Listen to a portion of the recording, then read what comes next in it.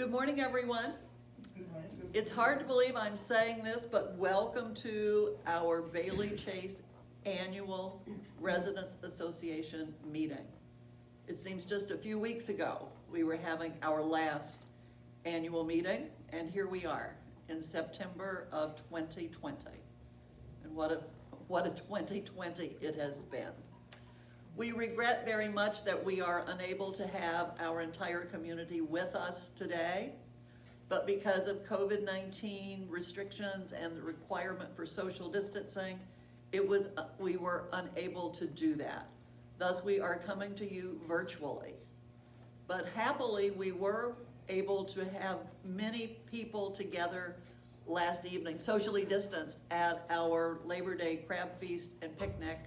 And most of the people in this room were there, and I think we all agree that it was a lovely, lovely time, and it was great to spend some time together doing a really fun thing. So our thanks to Steve Newcomb and the entire dining service for a really lovely time.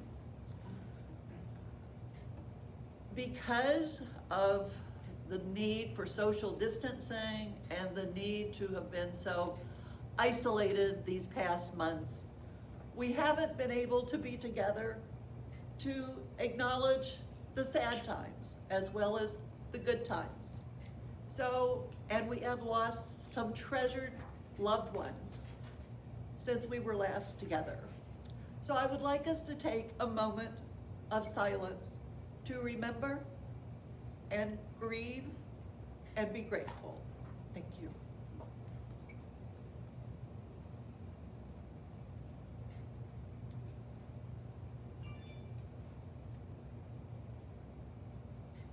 Thank you very much. At these meetings of the community, we always welcome our newest neighbors, and we are very pleased for this meeting to welcome Pat and Frances Carnes and to welcome Della Andrew. We are delighted that you are with us. We look forward to getting to know you and to welcome you to our wonderful Bailey Chase community. So we will see you around campus as much as possible. The next item on our agenda is the approval of the minutes from our August 3rd meeting of our board meeting. So moved. Thank you. The minutes are approved as distributed. And as always, Christine Marshall, thank you for your wonderful job. And now it's time for our standing committee reports. We'll start with Bob Mason from Dining. Move in the chair. I'll remove this for a moment. That's fine.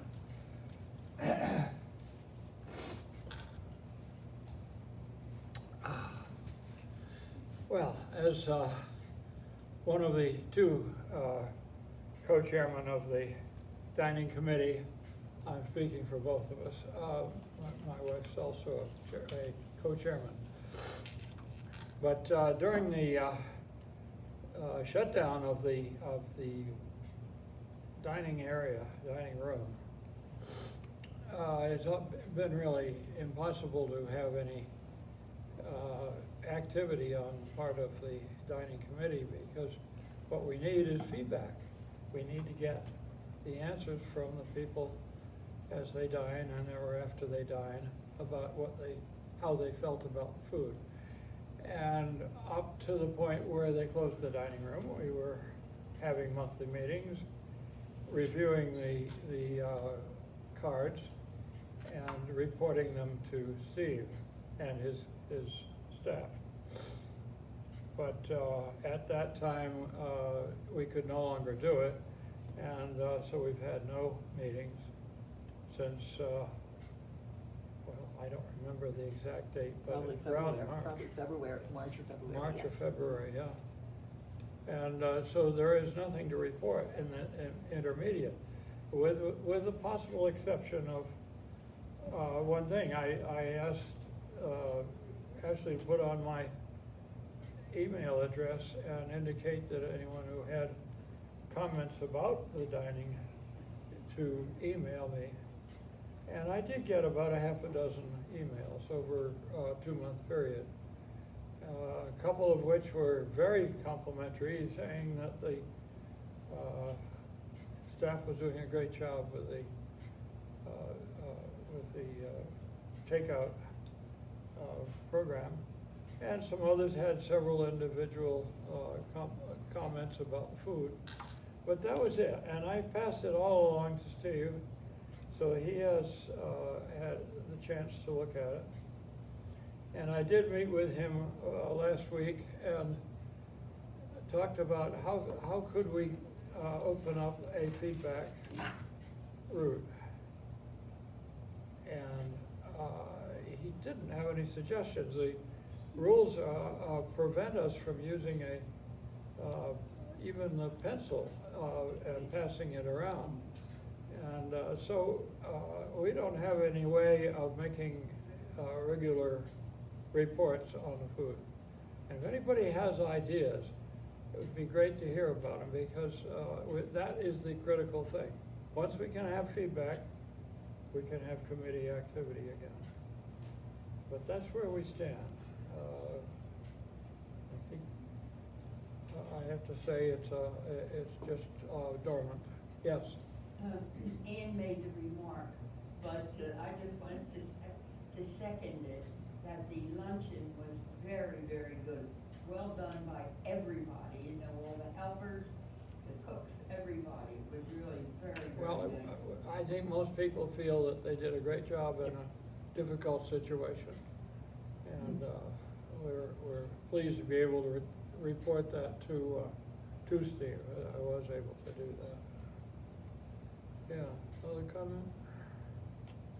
Thanks, Bob. Thank you. Thanks. And say hi to Marilyn. He has a Oh, I will. question, Please. Bob. I don't have a question as much as a comment about our culinary staff. Yesterday, 2 of our servers, Andrea and Brooke, sat down with one of our residents who had never even seen a crab before and taught him how to pick a crab. That's terrific. I thought it was great. That was great. I'm afraid there are too many people here that really don't appreciate crabs, but those were good crabs. Oh, did you have? Those are good. Thank you, Bob. Marge Farrell, what's going on in the library? Oh, so much, so much. Hello, everyone. Hello. In the library, excuse me, we're continuing our purge of the inventory so that we can continue to free up some space. As you all know, we've reached maximum there, so we have to continue to purge. It hasn't been done in quite a while. And the books we're purging are anywhere from 2 to 8 years and either never been read or have been read maybe one time several years ago. And they've gotten lost by the wayside. But we are purging, and we just delivered 152 books to the party that picks up our discarded books.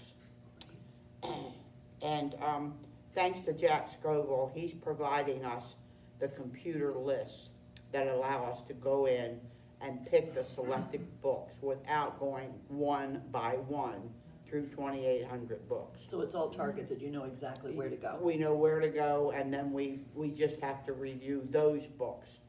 Once they're purged, we take a look at the book for several criteria. How old is the book? How often has it been used? What condition is it in? When was it copyright? Maybe it's so old that we're not keeping anything really in the 1990s unless they're, say for instance, James Patterson or Danielle Steele, someone that's popular where people would read them and want to read everything that came before and after the book they're reading. So we do have criteria we use. We also like to report that Snob has been a resounding success. Are you all familiar with Snob? No. Well, it's been wonderful.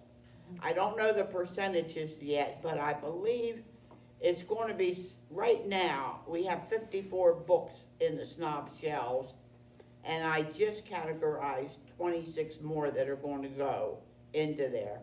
But it looks like we're about 74% success, meaning that every book we put there, so far, 74% have been taken out and read.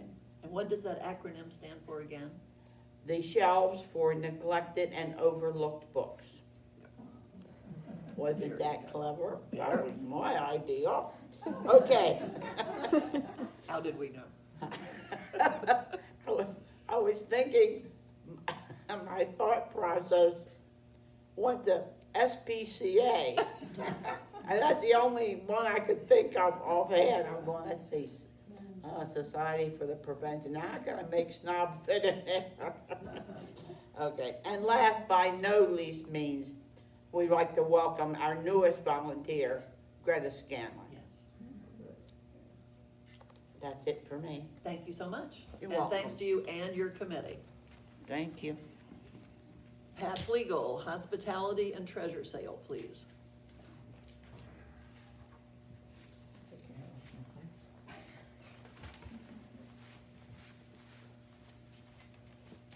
Okay, let's do the treasure sale first. Fine. Okay, due to this COVID-19, there will officially, the word out is no sale the rest of 2020. Hopefully, things will be good and we will have try to resume our as normal as possible sale maybe in the spring. But in the meantime, I encourage people that do have inventory that we're interested in, like furniture and household items that are in good shape, to get in touch with me and we'll try to see if we can take them and store them for the future.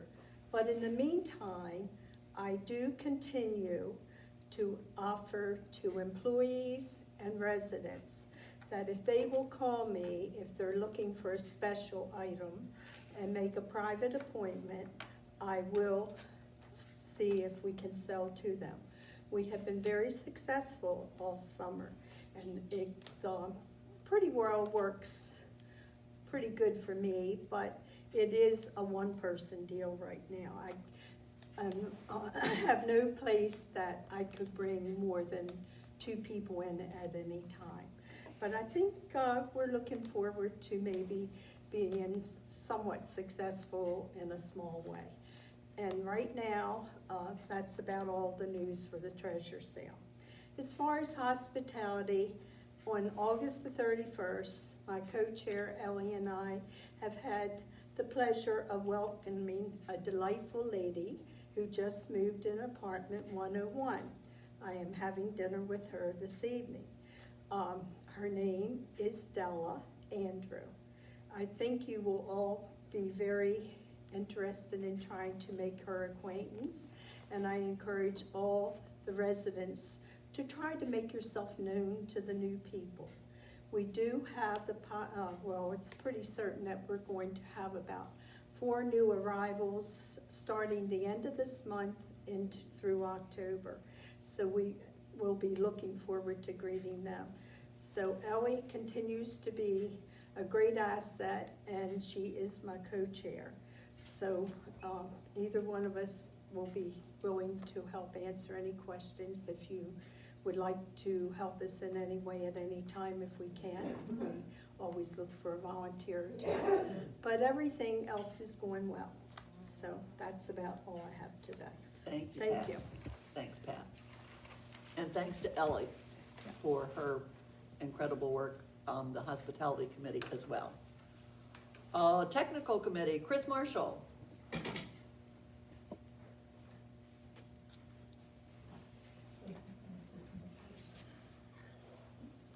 Back in March, the last time we showed any movies, we had 5 volunteers willing to help show those movies that were trained, but have since lost 3 of those people. We now only have 2 people willing to help. So I am looking for anybody willing to volunteer to be trained on using our equipment to show these movies. Anybody that's willing to learn and help out, be in touch with me. That's all, thank you. Thank you. And Chris is an excellent trainer, so you will enjoy learning to use the state-of-the-art audio-visual equipment that we have here in the Taylor Auditorium. The Directory Committee, Mr. Wilson, Larry Wilson is not here, but they just successfully conducted a directory update this past weekend. If you were not able to attend that session, please see Larry and make arrangements to pick up your revised directory content. Engagement Committee, Christine Marshall. Because of COVID, we haven't met since about February or March. You'll find that Ashley's done a wonderful job putting activities, performances, and documentaries on the 900 channel, and always keeps us updated of what's coming up. As far as we started bingo last Friday. There were 12 residents and 3 resident volunteers. And I want to give a big thank you to Marge Farrell, who helped organize this in the beginning, and Ellie Truffer, Greta Scanlon, and Linda Keach, who was able to help out at the bingo. So it was at 6 o'clock. We're going to start it at 6:30 on Fridays. We kind of shifted a little bit because of the dining options. So that's it. Fitness is going. Susan's still doing her walks Monday through Friday at 10 o'clock. We got the fitness center open. She's doing fitness in the auditorium. So hopefully things will be opening up so that we can have a more report next month and, moving forward. So that's it for the engagement committee. Thank you, Christine. And Jackie Deanish and the Movie Committee.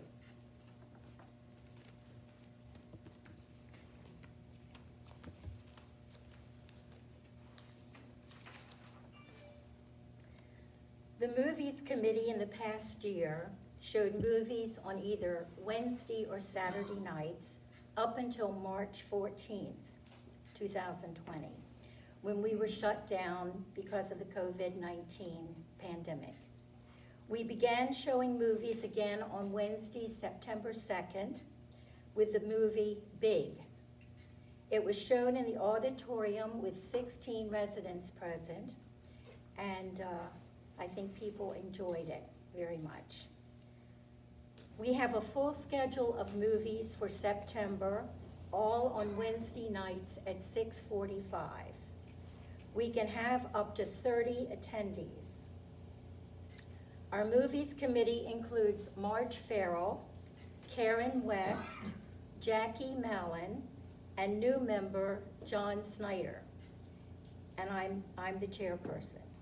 If there is a movie buff who would like to be part of the committee, please give me a call. We would like to talk to you about it.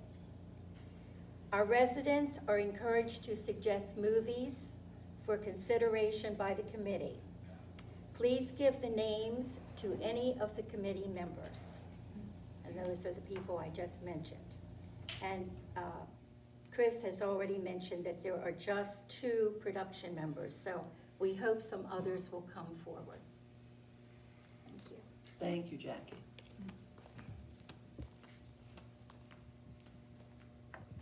The nominating committee presented the slate of candidates to the board in August.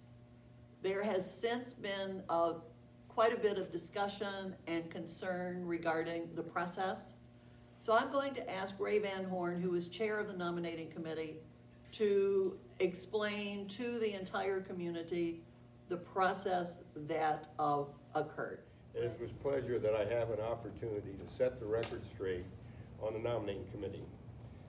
First of all, we are larger than previous ones due to a change in the bylaws last fall. The bylaws were changed to increase the size of the nominating committee from 2 members to 5 members, From 3 to 5. and added and so therefore they have 3 members, selected volunteers from the community that apply, and then 2 retiring board members, who are a total of 5 members in the nominating committee. Might be interesting to note, only 3 people applied to be on the nominating committee, which was open to the entire membership. But in any case, we were pleased to have a chance for the committee to meet. They also had to deal with a couple of changes in the bylaws, in that they removed the voting from the floor, or nominating from the floor of a member from the floor, so that there was no nominations from the floor on the day of the nominating process, which would be the annual meeting. So that was removed, so the people that were in the nominating committee, and the nominations were a function of those that applied, and then the nominating committee reviewed these. Now, they were also given criteria as to how to evaluate the nominees. People would be from location to be considered, whether it was from the villa, the cottage, or the apartments, whether how long they'd been in the community, how much interest they had, what qualifications they had, and the number of residents that were available to participate. So we had a meeting which we included all the various criteria and qualifications which have been added to the bylaws, and put these together in a format which considered them numerically, so that we could make a very objective review of everyone that of the 10 nominees we had, to select 5 which we needed for the slate. This was done, and there was allowance made that if we couldn't agree upon 5 for the positions available, we would have a vote, and vote procedure, even during COVID, was discussed as to how we might vote and give a election by vote as well. But it was interesting through the process of the committee that we agreed on 5 candidates, well representing the various qualifications and requirements to be on the board. And therefore, we went with the 5 that we as a committee agreed upon, and that's why we had a recommendation that the board go along with the 5 committee members, committee volunteers we had selected. And that's how we got there. In the future, we're suggesting that because there has been some feedback as to the membership didn't have a chance to vote, that maybe the board have another meeting on the bylaws to see if they want to stay with the fact that the committee has this responsibility, or whether they want to return it to the membership. That should be decided. But the committee itself followed the guidelines of the bylaws and made the selection, which we have total agreement on. Thank you, Ray. One other thing, we had a meeting of the Finance Committee, and it lasted for an hour and a half with George, and it was a very productive meeting covering a lot of issues which were on our minds. And I guess one of the things that came out of it, which we enjoyed yesterday, was the fact that we are keeping the tradition of having special events such as the Craft Feast at no extra charge to residents that have a meal plan, which is most of us. That's it. Thank you. Thanks, Ray. Okay, any other committees that require a report?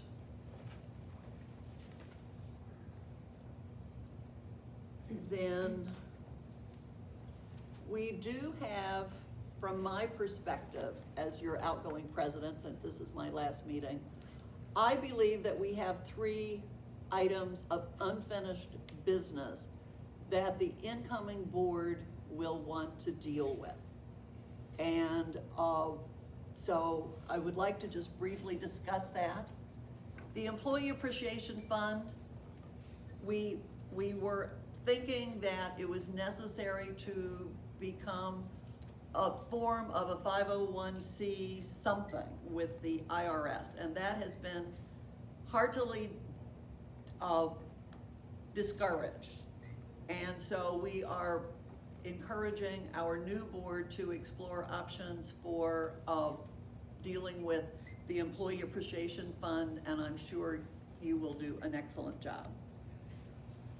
The second has to do with a vacancy on our incoming board. Our Kathy Ashby has had an unanticipated event occur, and she needs some time to take care of Kathy. And so she has regretfully resigned from our board.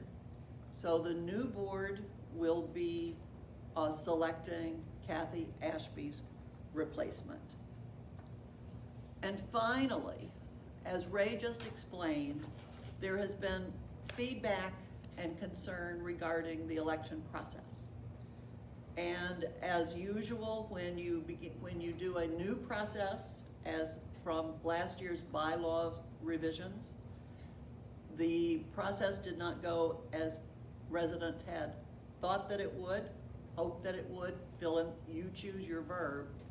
So probably the new board is going to want to revisit the election process so that the residents feel very comfortable with the outcome. So just 3 items of unfinished business that the new board will be able to work with. I want to thank Alice Reinbold and Ray Van Horn for their service to our board and our community. Ray will continue to be the representative of Bailey Chase to the Integrace Obligated Group. And we want to welcome Betty Hansen as Larry Wilson's replacement. Larry resigned in August, and Betty Hansen had just moved into the apartments, and so Betty is now our 2nd apartment representative on the board. Welcome, Betty. We're thrilled that you are going to be on the board. Is there any new business to come before our body? Marge?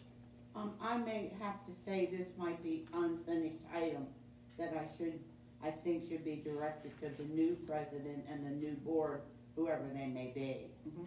I think I have mistakenly been called a committee and a committee chairman. The library has never been a committee and had a committee chairman. When I was hired and processed, and I did some investigation and talked to people that have been here since the library came into being, they have always reported to the executive director, which I do right now. I see. And so I'm not a committee chair. And to point out an error, should I have been, when as you all know, as of today, my term has concluded. I'm no longer in the library until the new president decides who will replace me. But the point being that if I was a chair, I haven't been in Bailey Chase 2 years, so why is my term ending? I haven't even been here 2 years. But in any event, I would like the board to investigate, as I have, that number one, the library never has been. When I took the job, I was hired and trained by Jean Barry, and she told me the job would be mine as long as I wanted. Wonderful. And again, when I need equipment or something, George and I discuss it, and he makes a decision and retrieves the money from the foundation and pays for it. Any other everyday supplies goes to April Hoff. And that's the way it has been. Well, I have records back for 15 years, even before Benny Tulloch designed the library as the architect. So I wanted the board to take that up when they come into being. Okay, thank you. And Christine, if you have any questions about everything Marge just said. you Yeah, could I'll talk be with her. kept here. Yeah, okay. Very good. Thank you, Marge.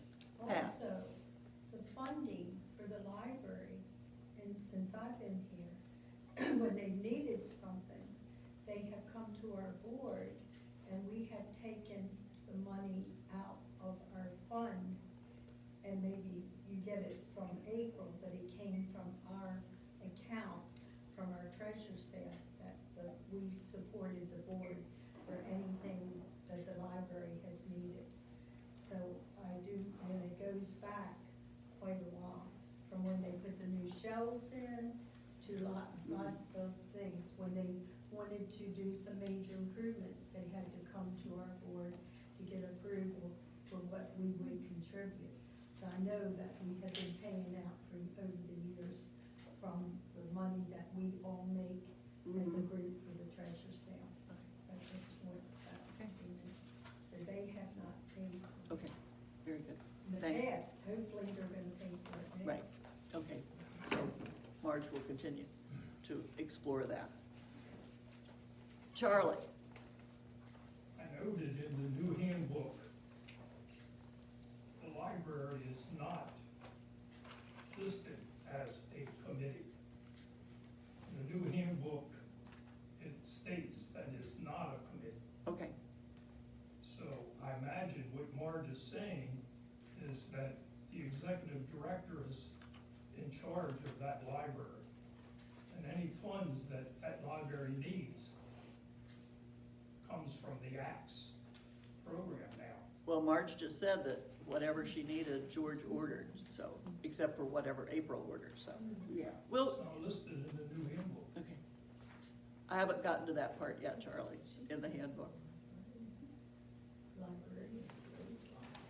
And the handbook is being revised. Several people sitting in this room have, almost everybody sitting in this room has reviewed it.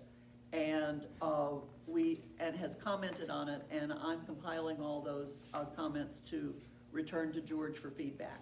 So the handbook, the resident handbook is being updated. Okay, anything else?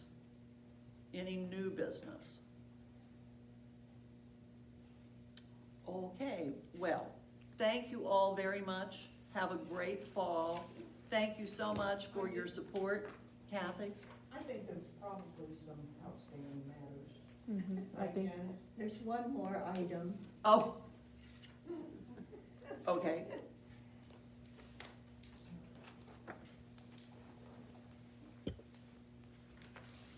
It's me again. There you are, Dennis.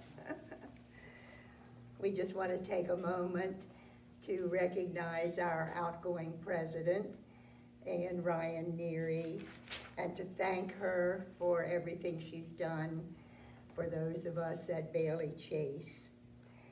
You know, 2020 is called the Year of the Woman. We probably have forgotten that with everything else that's been going on, but we have been so blessed to have such a remarkable woman to lead us these past 4 years. I came here in October of 2016 with my husband at that time, and Ann was just assuming this position as president of the resident board.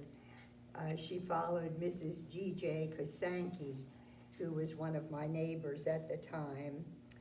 So my 4 years at Bailey Chase seems to match up perfectly with Ann's time as our president. That's hard to believe. I recall that in 2019, Ann was inducted into the Maryland Senior Citizens Hall of Fame. That was just last year. We do have a gift to present to Ann. Ruth Ann will be bringing that forward. And I have been told that there's a lovely portrait at Chesapeake College of Ann Neary, which hangs in a place of honor due to her previous profession. We can't compare with that portrait, but we have the next best thing. So we would like you to open your gift, which is from all of our board members and committee chairs that have worked with you.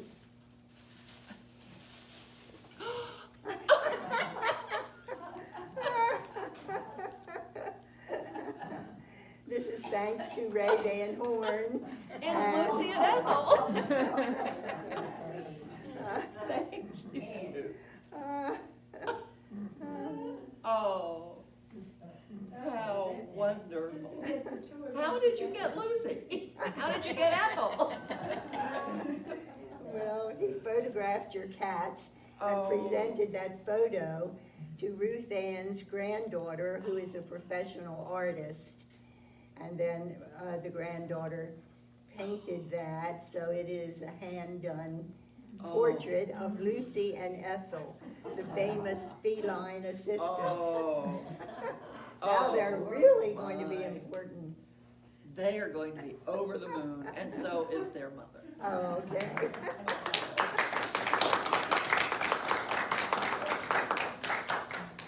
I can't tell you how much this means. I'll just say thank you so much. Thank you. And please tell your granddaughter how thrilled I am. This is She likes just, the tongue too. that's Ethel. Ray took those pictures originally for my sister's birthday. So, thank you, thank you all. This is just perfect. Thank you so much. Okay. Any other fun things? Well, thank you, everyone. You've just been wonderful, and I'm not going anywhere. I'm just going to be in a different role. So, all in favor of adjourning the meeting, please stand. Kathy's going to raise her hand. This is just amazing. Had you seen it? No.